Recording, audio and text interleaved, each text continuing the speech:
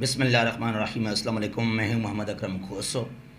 CSS के जो 2022 के पेपर्स हो रहे हैं, आईआर के पेपर में एक सवाल किया गया पावर के बारे में। What is power, hard power और सॉफ्ट पावर, ये क्या है? बहुत ही इंपॉर्टेंट टॉपिक है आईआर के अंदर। Power, balance of power, elements of power, इसको लाजमी आप पढ़ें। ये बहुत ही इंपॉर्टेंट टॉपिक है पावर के हवाले से। इससे पहले एक बात करूंगा मैं शेयर आपके साथ। हमारे 2 न्यू ऑनलाइन सेशंस हैं। 21 मई को एक वर्ल्ड मैप के लिए है, 20 डेज़ का है ये वर्ल्ड मैप, जो कि बहुत ही इंपॉर्टेंट है करंट अफेयर्स को समझने के लिए, आईआर को समझने के लिए, या हिस्ट्री या ज्योग्राफी को जानने के लिए। तो ये है 20 दिनों का हमारा सेशन। दूसरा जो हमारा सेशन है वो है पाकिस्तान अफेयर्स और करंट अफेयर्स के लिए फॉर 2 मंथ्स। और ये दोनों जो हैं आपके लिए काफ़ी इंपॉर्टेंट है, ख़ास तौर पे जो हमारे दोस्त हैं सीएसएस और पीएमएस के एस्पायरेंट्स हैं उनके लिए। जी, हम बात कर रहे थे कि पावर एक्चुअली क्या है, how to define power in IR, definition of power. कुछ लोग कहेंगे आपको कि पाकिस्तान जो है मुस्लिम दुनिया का सबसे पावरफुल कंट्री है। ऐसा बिल्कुल भी नहीं। पावर के लिए आपके पास सिर्फ मिसाइल या गन या एटॉमिक वेपन्स नहीं चाहिए। हाँ, इनका बड़ा किरदार है किसी भी कंट्री को पावरफुल करने के लिए, लेकिन कुछ और भी यहाँ पर एलिमेंट्स हैं, कुछ और भी इसके अंदर फैक्टर्स हैं। पावर,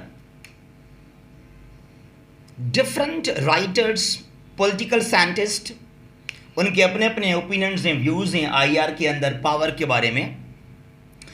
जो मेन डेफिनेशन है पावर का वो ये है, the ability to influence, to impact the behaviour of other countries is known as power. एक ऐसा कंट्री है, एक ऐसा स्टेट है, एक ऐसा मुल्क जो अपने इंटरेस्ट को, जो उस कंट्री के अपने नेशनल इंटरेस्ट हैं, उनको हासिल करने के लिए जो दूसरा कंट्री है उसको इन्फ्लुएंस करे, जो उसका बिहेवियर है, जो उसकी फॉरेन पॉलिसी है, जो उसका रवैया है, उसके ऊपर अपना असर को जो है अब मुसल्लत करे, दैट इज कॉल्ड पावर। दुनिया में जो पावरफुल कंट्रीज हैं, जिस तरह अमेरिका है या रशिया है या चाइना है, वो डेवलपिंग कंट्रीज को, खास तौर पे जो वीक स्मॉल कंट्रीज हैं, उनके ऊपर अपना इन्फ्लुएंस, अपना जो उनका एक ताकत है, जो असर है, वो रखना चाहते हैं। तो ये है उनका power, to influence the behaviour. उसका मकसद क्या होता है? जो आपके कौमी मफाद हैं उनको हासिल करने के लिए, दैट्स कॉल्ड पावर। अब इस पावर के डिफरेंट टाइप्स हैं। जिस तरह हार्ड पावर है, सॉफ्ट पावर यहां पर हो गया। ये क्या है? What is hard power? Hard का मतलब क्या है? सख्त। लेकिन यहां पर क्या है? वो पावर, वो आपका ताकत, जिसको आप किस तरह यूज करें, थोड़ा मिलिट्री फोर्स, इकोनॉमिक सैंक्शंस के ज़रिए, मिलिट्री ऑपरेशन के ज़रिए, it's called course use of force. Military को यूज़ करें आप, इकोनॉमिक सैंक्शंस आप वहाँ पर इम्पोज करें, दैट्स कॉल्ड हार्ड पावर। और इसको तकरीबन यूज़ किया है अमेरिका ने अगेंस्ट डिफरेंट कंट्रीज़। मिसाल आप दे सकते हैं ईरान का। ईरान के ऊपर अमेरिका ने मिलिट्री को भी कहीं पर यूज़ किया है और इकोनॉमिक सैंक्शंस भी इम्पोज किए बार बार अमेरिका ने अगेंस्ट ईरान। उसके अलावा अफ़गानिस्तान के अंदर, शाम के अंदर, इराक हो, लिबिया हो, the USA used military NATO forces there. और यहाँ पर ख़ुद के मफाद थे अमेरिका के, जो अपने नेशनल इंटरेस्ट थे अमेरिका के, उनको हासिल करने के लिए अमेरिका ने यूज़ किया मिलिट्री को अफ़गानिस्तान के अंदर, इराक के अंदर, शाम के अंदर, लिबिया के अंदर, दुनिया के और भी डिफरेंट कंट्रीज़ के अंदर। तो ये क्या है? That is hard power. उसके अलावा सिर्फ अमेरिका ने नहीं, मुख्तलिफ कंट्रीज़ ने, ख़ास तौर पर जो पावरफुल कंट्रीज़ हैं उन्होंने मिलिट्री को यूज़ किया है। अगर आप वर्ल्ड वार 2 से जो है और भी पहले चले जाएं, वर्ल्ड वार 1 से पहले अगर आप जाएंगे तो फिर भी आप नेपोलियन बोनापार्ट को देख लें। फ्रांस का एक बड़ा जनरल, एक बड़ा हुक्मरान नेपोलियन बोनापार्ट, जिसका एक ऑब्जेक्ट था कि पूरा जो यूरोप है वो फ्रांस का हिस्सा हो जाए। तकरीबन इटली को आपने फतेह किया, इटली को, यूके जो उस वक्त था ग्रेट ब्रिटेन। तो बहरहाल नेपोलियन बोनापार्ट ने खुद यूज़ किया हार्ड पावर को, मिलिट्री को वहाँ पर लॉन्च किया। मुसोलिनी को आप देख सकते हैं, वर्ल्ड वार 1 के बाद इटली के अंदर जो फैशिज्म पार्टी का बानी बने तो मुसोलिनी, इसने हमला किया इथियोपिया के ऊपर, फिर लीबिया के ऊपर कब्जा किया। ये क्या था? हार्ड पावर था ये भी, ठीक है। अच्छा, उसके बाद अगर हम बात करें सॉफ्ट पावर के बारे में, व्हाट इज सॉफ्ट पावर? ये भी, इसको भी यूज करता है एक पावरफुल कंट्री जो उसके मफाद हैं, इंटरेस्ट इनको हासिल करने के लिए। अगर जहां हार्ड पावर की ज़रूरत नहीं है, यानी कि आप मिलिट्री को वहाँ पर इस्तेमाल नहीं कर सकते हैं, या वहाँ पर उनके खिलाफ आप एक इकोनॉमिक सैंक्शंस इम्पोज नहीं कर सकते हैं, then you use their soft power. अब ये सॉफ्ट पावर क्या है? यहाँ पर कोई भी आप इकोनॉमिक सैंक्शंस इम्पोज नहीं करते, नहीं आप वहाँ पर मिलिट्री को यूज करते हैं, लॉन्च करते हैं। ये है क्या? सॉफ्ट पावर के अंदर कल्चरल, मीडिया, एजुकेशन, गवर्नमेंट को इन्फ्लुएंस करना, यूज करना, दैट्स कॉल्ड सॉफ्ट पावर। जो एक पावरफुल कंट्री के नेशनल इंटरेस्ट हैं उनको अचीव करने के लिए, यानी कि वो किस तरह इन्फ्लुएंस, किस तरह अपना असर रखता है एक और कंट्री के ऊपर। इसका जिंदा मिसाल क्या है? जिस तरह अमेरिका ने जो है अपना असर, अपना इन्फ्लुएंस रखा मिडल ईस्ट के अंदर, सऊदी अरेबिया हो या यूएई या बहरीन के ऊपर। आजकल आप देख सकते हैं सऊदी अरेबिया, यूएई और Bahrain, they are closer to the west. चाहे वो अमेरिका हो या इसराइल का मिसाल आप दे सकते हैं। क्यों इसराइल को तस्लीम किया यूएई ने और बहरीन ने, और सऊदी अरेबिया जो है एक क्लोज पार्टनर है वो इसराइल का। इसका मकसद क्या है? उन्होंने ये खुद जानबूझकर नहीं किया, कोई उनका शौक नहीं था। अब यहां पर उनको प्रेशराइज किया अमेरिका ने। 2010 के आखिर में और 11 के शुरुआत में अरब स्प्रिंग का वाकया सुना होगा आप लोगों ने। अरब स्प्रिंग क्या था? जो रिवॉल्यूशंस आए थे, गवर्नमेंट चेंज हुए थे in middle east and north African Muslim countries. Tunisia से शुरू हुआ यह अरब स्प्रिंग। अली अब्दुल्ला ज़ैनुल-आबिदीन को वहां से हटाया गया।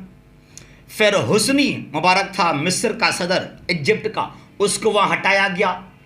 यमन के अंदर इनकलाब आ गया, शाम में प्रोटेस्ट हुए, लीबिया के अंदर वहां तो सपोर्ट किया उनको अमेरिका ने। तो ये एक खौफ था, एक टेंशन था सऊदी अरेबिया के अंदर या जो हैं यूएई के अंदर, कहीं जो उनकी किंगडम है, जो वहां पर मोनार्की है, शहंशाही निज़ाम है, कहीं वो ख़त्म ना हो जाए बिकॉज ऑफ अरब स्प्रिंग। कहीं अरब स्प्रिंग का लहर वहां पर ना आ जाए। और ये ट्रंप ने खुद कहा था, अक्टूबर का महीना है 2018 को, ट्रंप ने कहा था कि we protect Saudi Arabia without our support the kingdoms in Saudi Arabia and the UAE cannot survive more than for 2 weeks। 14 दिन भी आपकी जो वहां पर मोनार्की है, जो बादशाही है, इसको आप कंटिन्यू नहीं कर सकते हैं हमारे सपोर्ट के बगैर। किसने कहा? ये ट्रंप ने कहा था सऊदी को वहां पर। तो ये सऊदी को वाकई ये खतरा फील हुआ कि वाकई अगर अमेरिका का हम येस में नहीं बनेंगे, अगर हम जो हैं कोई भी बात नहीं मानेंगे अमेरिका का, तो उनका जो CIA बड़ा उनका एजेंसी है, इसको करेगा अमेरिका लॉन्च सऊदी के अंदर, यूएई के अंदर, और यहाँ पर बगावत होगा, सिविल वार हो जाएगा, लोग सड़कों पे आ जाएंगे, डेमोक्रेसी का डिमांड करेंगे। इसलिए हम हर उस बात को मान लेते हैं जो बात ठीक लगे अमेरिका वालों को। और वैसे भी अमेरिका एंटी ईरान है और सऊदी भी काफ़ी हद तक एंटी ईरान है, तो इसलिए अब अमेरिका ने यहाँ यूज़ किया सॉफ्ट पावर को सऊदी के अंदर, बहरीन के अंदर, कि आप जो हैं हमारे जो डिमांड्स उनको फॉलो करें, ठीक है ना। और इसलिए आजकल सऊदी अरेबिया ने जो वेपन्स खरीदे थे अमेरिका से, ये क्या है? सॉफ्ट पावर है। सऊदी क्लोज बन चुका है विद इसराइल और अमेरिका, ये क्या है? सॉफ्ट पावर है ये। अब अमेरिका ने ये नई यहां पर यूज किया मिलिट्री को और नई यहां पर यूज किया इकोनॉमिक सैंक्शंस को, गवर्नमेंट को यूज किया, थ्रेड्स, मीडिया, डिप्लोमेसी। अब इसको हम कहते हैं सॉफ्ट पावर, यानी कि नो यूज विदाउट यूज, आपका इन्फ्लुएंस भी वहां पर रहे और कोई भी आप हार्ड पावर को यूज वहां पर ना करें। और दुनिया के डिफरेंट कंट्रीज में ये होता रहता है। और इनफैक्ट चाइना ने और जो है रशिया ने भी काफ़ी हद तक यूज़ किया है सॉफ्ट पावर को भी। और हार्ड, जिस तरह मसला चल रहा है यूक्रेन का, अब ये भी रूस का जो है क्या है, वहाँ पर हार्ड पावर है। और याद कीजिएगा, जोसेफ नया, ये जो हैं एक अमेरिकन पॉलिटिकल साइंटिस्ट है, जोसेफ नाय। जोसेफ नाय बहुत ही बड़ा मशहूर है पावर के बारे में। अगर आप बैलेंस ऑफ पावर, अच्छा बैलेंस ऑफ पावर क्या है? बैलेंस मीन्स बराबर, तवाजुन। वर्ल्ड वार 1 से या वर्ल्ड वार 2 के बाद मेरे ख्याल में जो है कहीं पर बैलेंस ऑफ पावर मेंटेन नहीं था। एक कंट्री बड़ा पावरफुल है, एक कंट्री सुपर पावर है, पावरफुल है, दूसरा काफी कमजोर है, तो यहां पर बैलेंस नहीं है पावर का। अब बैलेंस क्या है? जिस तरह इंडिया ने बनाया 74 में न्यूक्लियर वेपन्स बनाए इंडिया ने, तो पाकिस्तान फेल्ट इनसिक्योर। जब 74 में इंडिया हुआ न्यूक्लियर पावर, तो साउथ एशिया में क्या हुआ? Absence of balance of power.